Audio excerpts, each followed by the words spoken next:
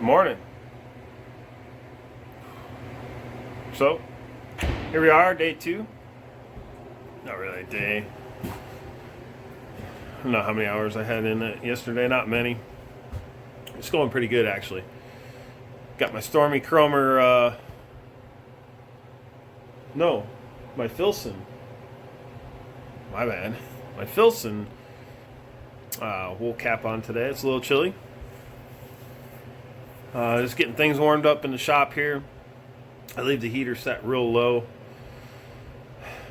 at night, basically just to keep it from freezing. I really need to insulate this shop because we haven't even had a cold winter yet, and the electric bill reflected on this heater running. So, plus I have a wood stove. There's a wood stove for you out here. I have a nice wood stove right here, tucked in this pile of mess. I need to get all this cleaned up, organized. I get that wood stove set up. I think it's going to go in this corner here. That would be nice. Excuse me. Let's come out here and stoke up the wood stove and have a nice little wood fire going. But, you know, work first. So, get back to these today. I shouldn't have any problem at all finishing this stack today. And get them all boxed up and ready to ship. And then I got to start on the next big project. It's cold, like I said, it's cold today, but the ground's still muddy, so there's not much I can do outside anyway. So, kind of thankful I've got some work to do. You know, I mean, there's stuff to do in here. I could work on the shop, but that doesn't pay anything. This pays. So I'm thankful I got some work to do to make some money. That way, when the ground freezes up again, we can work on the outside. So, all right, I'm gonna get to work. Quit blabbing. So, I'm down to my last 2 here. Got 17 done. Just did some math. Let's see.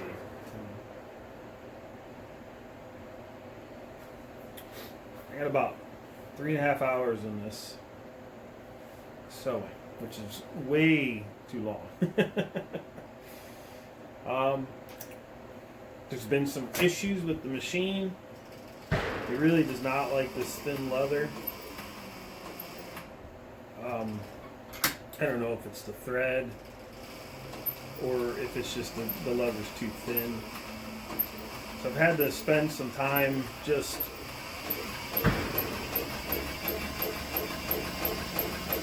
tweaking things to make it work. About got it there. It's not perfect, but like right there, it just dropped the thread. And you just have to pay attention and go a little slower. That and distractions. I'm just sitting here thinking about how I need to,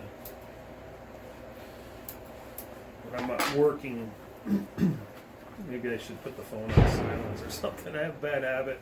People messaging me and Facebook notifications and all that crap. It's a distraction, you know, and every time you get up, stand up, go check your phone. Takes minutes away from your productivity, and then before you know it, you've blown a lot of time. So, some days I blow right through stuff like this.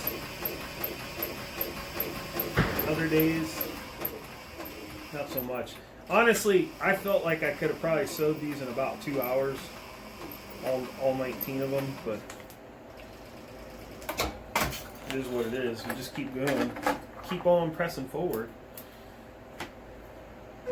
But my setup here is working good. The lines that I put on the table with the tape work really well.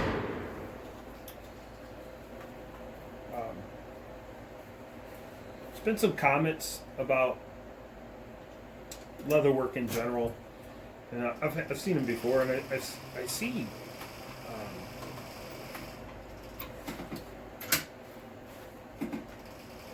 people sometimes they get a roadblock, and I'm not talking to anybody in particular, but they get a roadblock and they'll say, yeah, I'd like to do my own leatherwork, but I don't have a sewing machine. Well, the truth is you don't need this sewing machine to do leatherwork. I sewed hundreds of items by hand before I ever bought a sewing machine. And the only reason why I bought a sewing machine is to do production work. You know, you can't make 100 knife sheaths and sew them by hand and make any money doing it. You know, it's going to take you too long. When I got my machine dialed in, I can sew 100 knife sheaths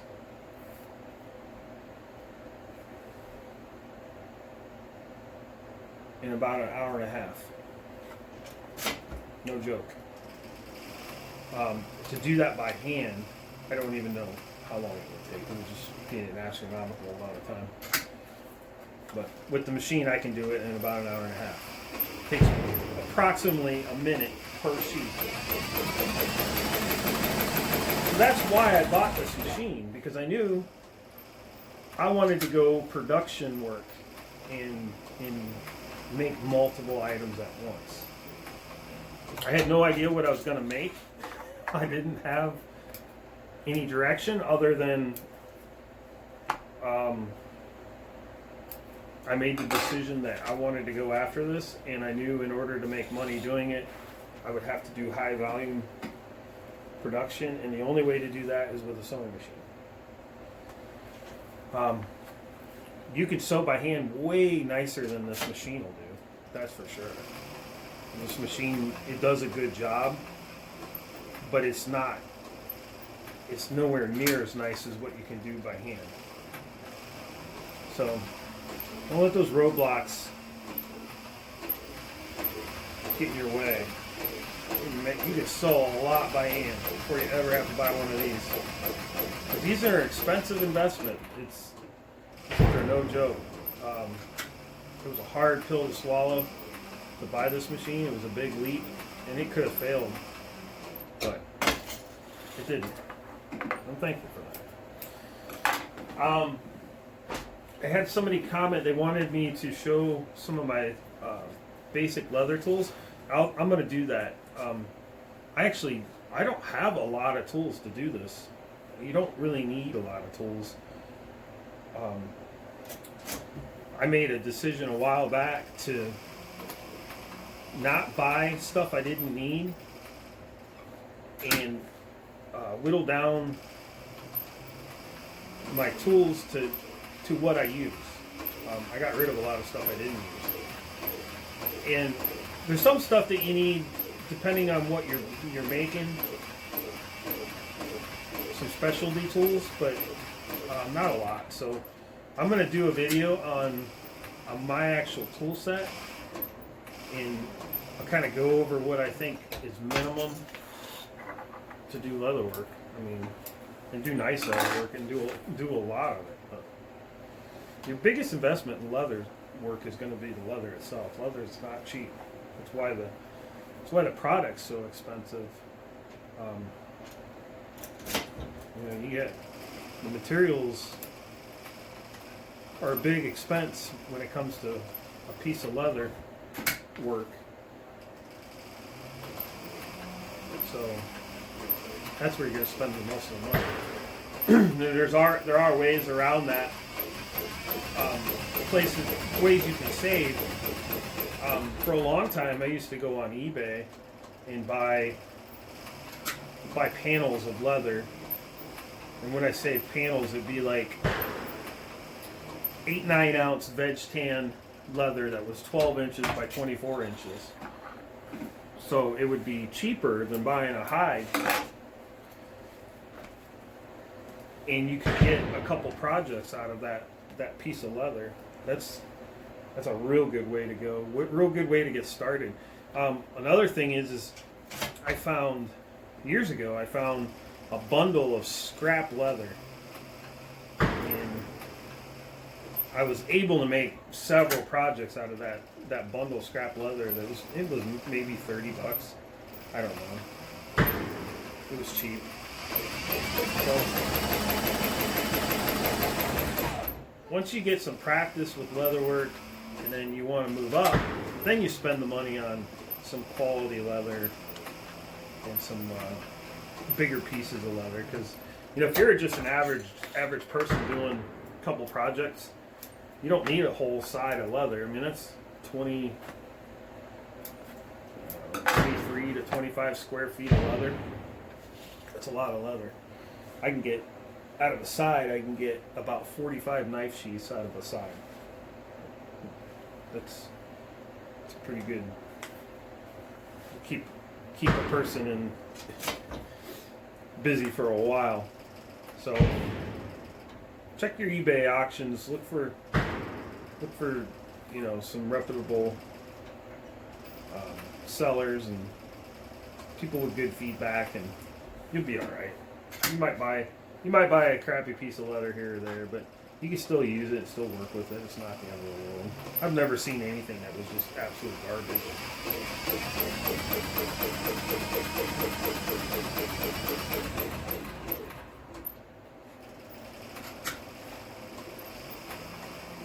So I'm at the end of this finally, and I'll next thing I'll do is trim all the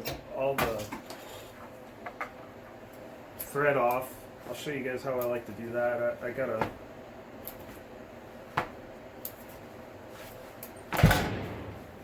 neat little system. I use it for that. It's not as quick as scissors, but it's not always about being quick. Sometimes it's about being right.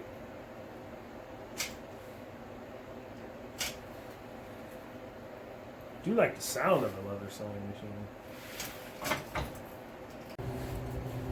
Alright, I'm finishing up removing the threads. This is my last one. So you could do this a couple ways. You could cut the threads, you could burn them with a lighter, or you can use, what I like to use, is a soldering iron. What's nice about a soldering iron is you get down in the hole with the tip, it burns the thread and cuts it at the same time, and it doesn't leave a burn mark on the leather. Not as bad as if you were using a lighter.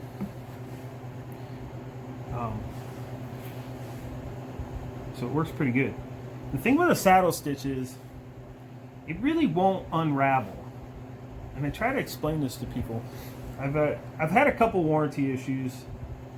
I mean, if you make a lot of anything, you're going to have some warranty issues. I'd say I'm doing pretty good. I made, is that thing falling?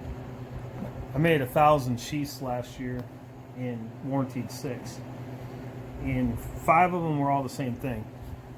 The thread unraveled. It didn't really unravel. What happens is us humans, we're curious. And what would happen is let's say I didn't burn this and it fell out of the hole and it would look like this, right? Well, your first reaction is, oh, my stitching's coming undone. So you start tugging on it. And, well, if you pull it this way, it won't come out. It's good to go.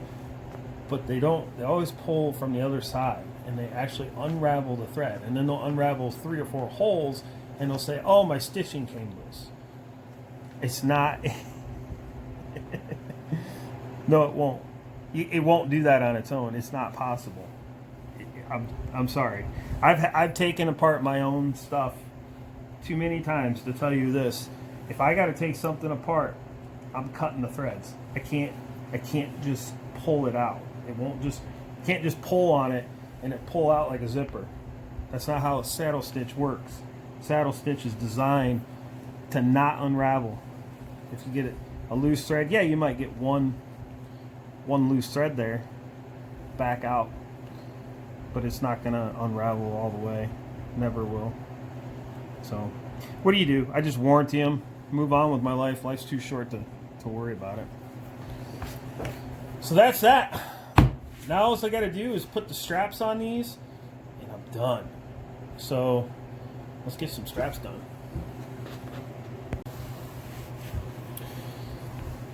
All right, so I'm on to my final step here. I'm just attaching these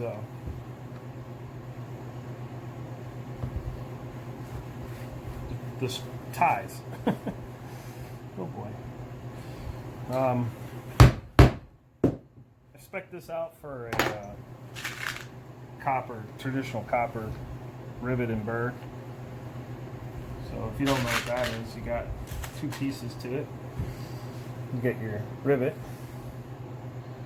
and your burr. It's basically a washer that is slightly undersized. You create a hole, line your piece up,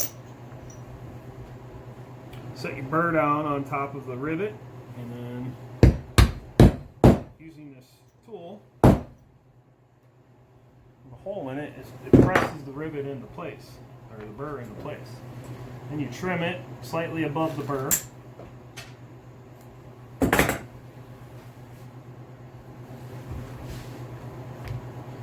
you guys see that? Slightly above, yeah. Slightly above the burr, and then you could use a ball peen hammer to peen that over, or this tool has a domed end on it. I'll pound that.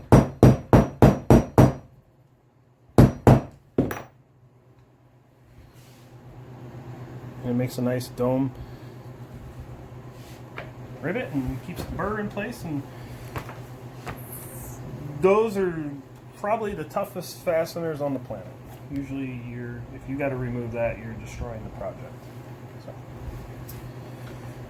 that's pretty much it. All I got to do is finish up these last few of this stack, box everything up, and get ready to ship out.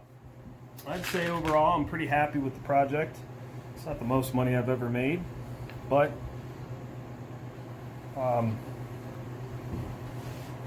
it is extra income, and I did okay. It's taking me a little longer than what I anticipated, but I am going to finish it this weekend, which is fine. You know, I probably could have got this done in a day, full day, probably 8 to 10 hours. Probably about 10 hours. I probably could have got this all done. So there was some distractions yesterday and distractions today, but hey, it's okay. It's my weekend gig, right? How much time we got left? A few minutes. I wanted to touch on a couple things here real quick. Some of you might be here thinking,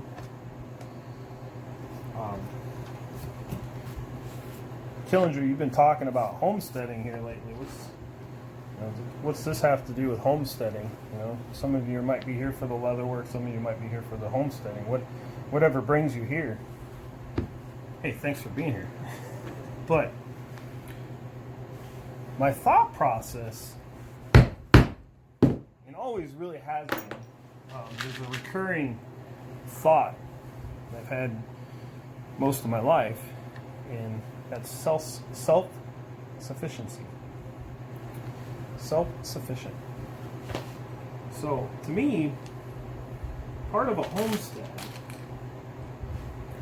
is, what a homestead to me is growing your own food, raising your own livestock,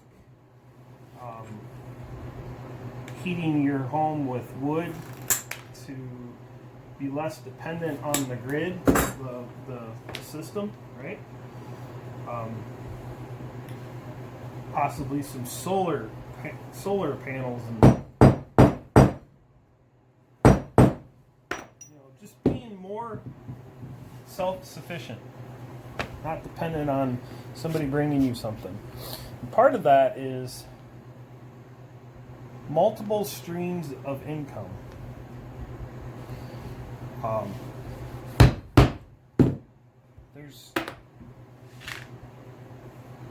Unless you're rich, or or you know something I don't know. You're not just going to buy a homestead, plant a garden, get a couple cows and pigs, cut your own firewood, throw up a couple solar panels, and you're good. You know, you're still going to have expenses. You're going to have to supplement your food. You're going to have insurance, taxes, stuff like that. There's always going to be somebody with their hand out. Pay me. Right? You know, some people that are retired, living on a fixed income, they understand this. So for me, I'm just trying to diversify and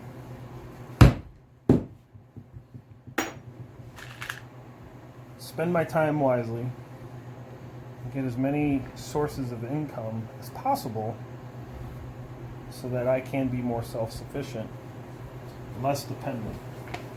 You know, the thing is with a job, I go to work, do my job, get a paycheck on Friday. I could make a mistake tomorrow and they could fire me. You know? I could have a bad day, make a mistake, and that job is gone. The likelihood of that happening is pretty low, but it's still a possibility. So now I'm unemployed. I can't make my house payment. I can't pay my taxes. I can't feed my family. What am I going to do? Well, I don't like waiting for something to happen for me to have a reaction. I like to be proactive. Well, if I lost my job tomorrow, it would suck. Things would get tight. But I'd just come out here and I'd work harder.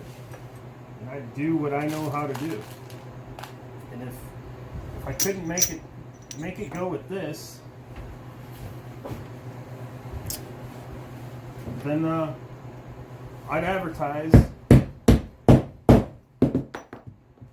get people to bring me their cars to work on, because I have that skill. Right? Worst case scenario, I just go back to working in a dealership or something. I mean, I guarantee you every garage within a 100-mile radius here is hiring someone. May not be the right job, but they're hiring someone. So I don't like living with the I don't like living knowing that somebody else is in control of my destiny. I don't want to be like that. So to me, that's part of the homestead. Being self-sufficient, multiple avenues of income. It kind of brings us full circle back to YouTube here. I'm going to run out of my 10-minute mark. I got to do these videos in 10-minute segments, or my phone won't record it.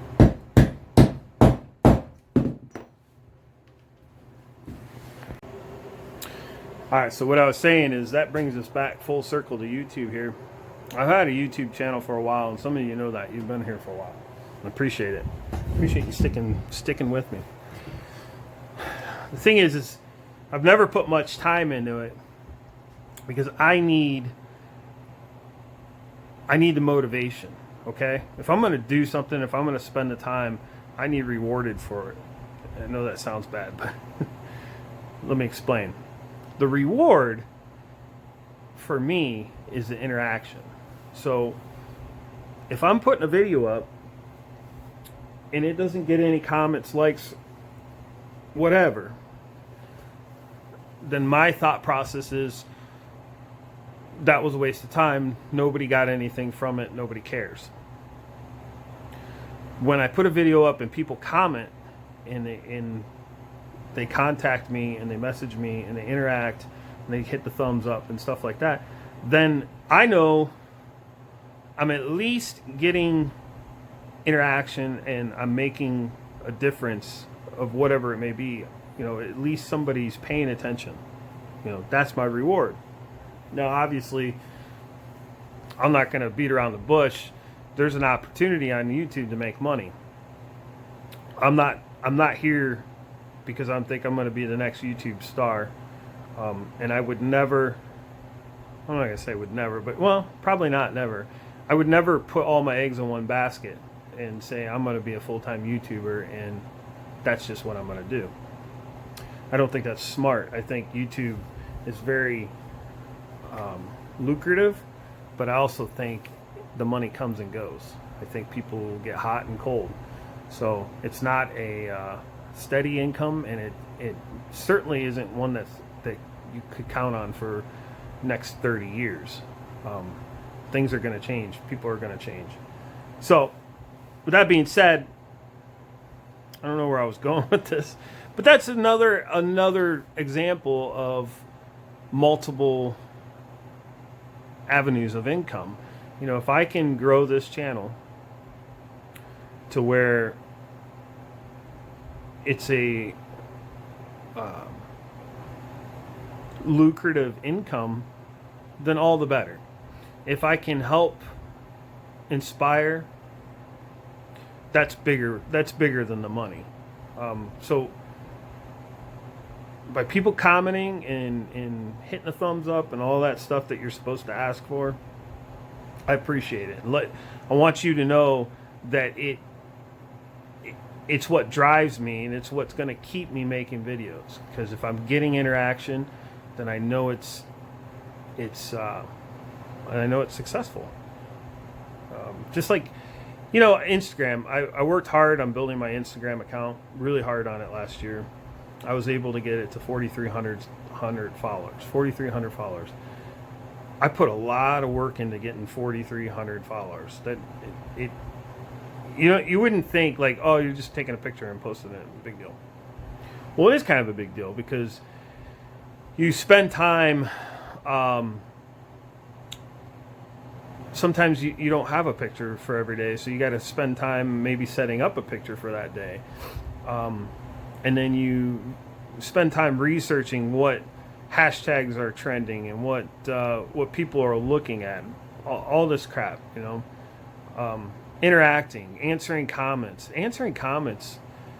takes time. It does. It takes time, and I enjoy it because I know people are interacting, and I appreciate the interaction. And you know, I don't want to leave any comment unanswered. I try to answer everything across all platforms. But then you get messages, and it takes time. So, you know, but I'm willing to do it. I enjoy it. I'm just sharing my hobby, right? So it's fun. But somewhere along the way, Instagram decided that I was a robot. And I can't remember what they call it, but basically it got where I was no longer growing. Nobody was discovering me, and it was only people that follow me weren't seeing my posts as often, and it was kind of disheartening. You know, I went from getting, you know, 150, 200 likes for a picture to 50, and just out of nowhere. And then I went from growing, you know, 10 to 20 new followers a day to nothing. So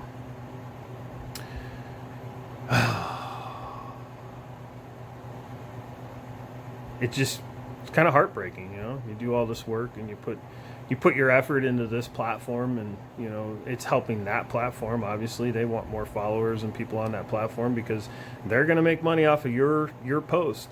And the killer part of it is they don't even give you any money. It's all, they're 100% profit. They make all the money on all the ads you see. So they don't give any Instagram people money for anything. You know, that's what's nice about YouTube. YouTube shares the profit. Not a lot, but they share.